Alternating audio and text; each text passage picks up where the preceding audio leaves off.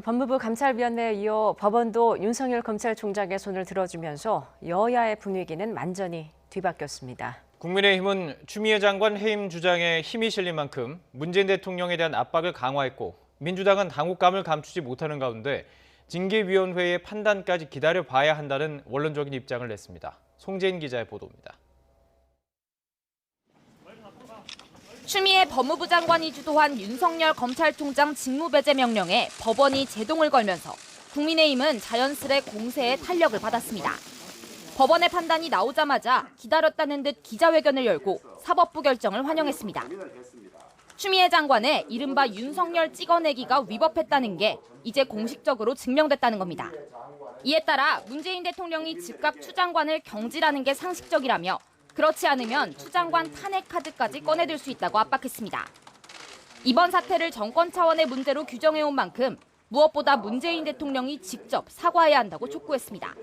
추미애 장관은 문재인 대통령께서 즉시 경질하여야 하고, 문재인 대통령과 정세균 국무총리도 국민들에게 이 사태에 관해서 제대로 된 사과가 있어야 할 것이라고 봅니다.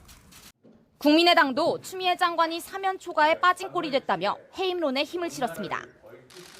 정의당은 법원의 결정을 원칙적으로 존중한다면서도 징계위가 불편부당하게 최종 판단을 내려야 한다며 신중한 입장을 냈습니다. 가장 당혹스러웠던 건 민주당입니다.